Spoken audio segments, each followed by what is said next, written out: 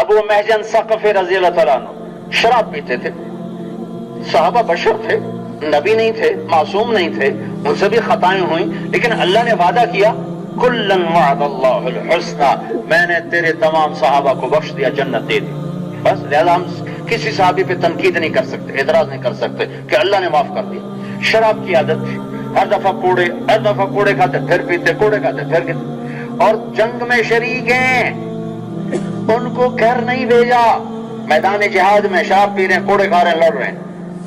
آخر سعد بن وقاص نے نا قادسیہ میں پہنچ کے تنگ آ کے اس کو جیل میں ڈالو، اس کو بند کر، جب تک توبہ نہیں کرتا اس کو نہیں چھوڑوں گا. قادسیہ کی جنگ نے ایران کا فیصلہ کیا. جنگ 9 دن چلی ہے، 9 دن، ایک جنگ کا دن ہے، اور روم ایرانیوں نے صحابہ کو اکھاڑ دیا اور یہ اکھڑتے پیچھے آ رہے ہیں. تو یہ دروازے سے دیکھ رہے ہیں کہ مسلمانوں کے قدم اکھڑ رہے ہیں، یہ بے ماہی بے آب مچھلی پانی کے بغیر تڑپ رہے، کیا کرو. اتنے میں حضرت سلمہ گزری، مسنہ بن حارثہ کی بیگم تھی. ان کی شہادت کے بعد ان سے نکاح کیا سعد بن ابی وقاص نے. کہنے کہ سلمہ میری بیڑیاں کھول دے، یہ دروازہ کھول دے، مجھے ساتھ کا گھوڑا دے دے، تلوار اس کے ڈھال دے دے، میں اگر شہید ہو گیا تو ان سب کی جان چھوڑ جائے گی مجھ سے، اور اگر میں بچ کے آ گیا تو یہیں آ کے بیڑیاں پہن کے بیٹھ جاؤں گا. وہ کہنے کہ میں تو نہیں کرتی. ساتھ کو پتا چلا تو مجھے سزا دیں گے، ناراض ہوں. وہ چل پڑی تو کفا حسنا ان تلتقی الخیل بالقنا واترک مشدودا علی وفا کیا، میرے دکھ کے لیے اتنا ہی کافی ہے کہ حق و باطل ٹکرا رہے ہیں اور میں بیڑیوں میں بندھا ہوا بیٹھا ہوں. تو اس پر وہ نرم ہوگی، واپس ہی دروازہ کھول دیا اور حساد کا گھوڑا بھی دے دیا، تلوار بھی ڈھال بھی دے دی. انہیں اپنا منہ چھپایا اور ایک طرف سے جو حملہ کیا. اب پہلے لشکر کی تعداد سنو، صحابہ تھے 30,000 اور ایرانی تھے 3 لاکھ. 3,30,000 میں ایک آدمی کیا کرے گا؟ وہ نظر کیسے آئے گا؟ لیکن پیا جس کو چاہے سہاگن ہوئی ہے، کالی کو دیکھے نہ گوری کو دیکھے، پیا جس کو چاہے سہاگن ہوئی ہے. پتہ نہیں کون سی خوبی ابو محجن کی میرے رب کو پسند تھی شراب پینے کے باوجود.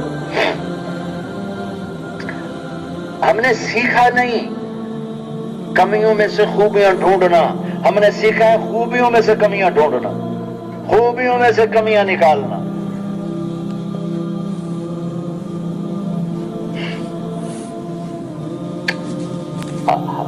ایک طرف سے جو حملہ کیا ہے، کھلبلی مچ گئی، کھلبلی. جدھر ایرانیوں کا دباؤ دیکھتے وہاں شیر کی طرح جھپٹتے. اکیلے آدمی نے ایرانیوں کے دباؤ کو روک دیا، یہاں تک کہ رب ذوالجلال کی قسم سارے لشکر میں ایسے بجلی کی طرح بات پھیل گئی. اللہ نے فرشتہ بھیج دیا، چہرہ چھپا ہوا ہے، نظر نہیں آ رہا، اور رفتار بجلی ہے، آواز میں کڑک ہے، تلوار میں تیزی ہے، کاٹ بے خطا ہے. کون ہے فرشتہ؟ چونکہ جدھر جاتے تھے کائی کی طرف دشمن چھڑ جاتا تھا. اکیلے شخص نے 3 لاکھ کے مجمع کو روک کے پھر پیچھے ہٹا. 30,000 بھی ساتھ ہیں، اور یہاں تک کہ ایرانی مغلوب ہوتے چلے گئے اور صحابہ غالب آتے چلے گئے.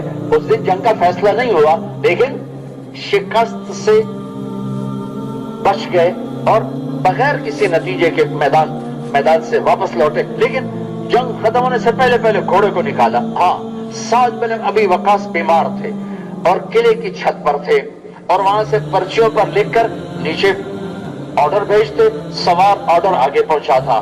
تو جب ایک دم وہ نمایاں ہوئے حملوں میں، 30,000 جمع 3 لاکھ میں وہ اتنے نمایاں ہوئے کہ سعد کہنے لگے یہ کون ہے؟ جدھر جاتا ہے کھلبلی مچ جاتی ہے، پاسا پلٹ دیتا ہے. کہنے کہ ہے گھوڑا تو میرا لگتا ہے، لیکن وہ تو استبل میں کھڑا ہوا. پھر اور سے دیکھا، کہنے لگے ہیں یہ حملے کا انداز تو ابو محجن کا لگتا ہے، پر وہ تو قید میں پڑا ہوتا ہے، یہ کون ہے؟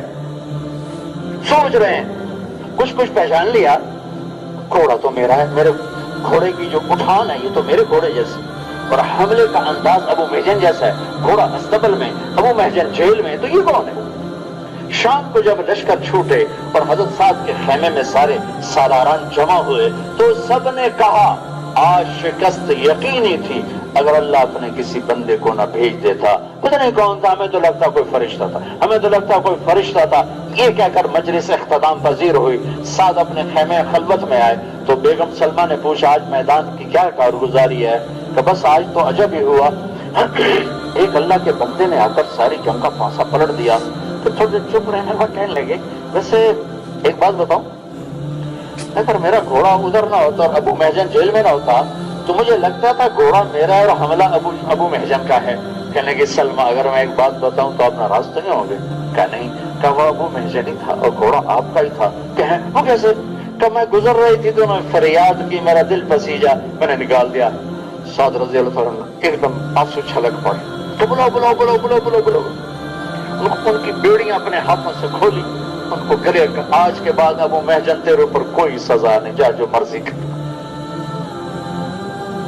صحابہ کی زندگی پڑھو کیسے قدر کی، اپنے ساتھیوں کی کیسے قدر کی، اور ان سے ان کی استعدادوں کے مطابق کام لیا۔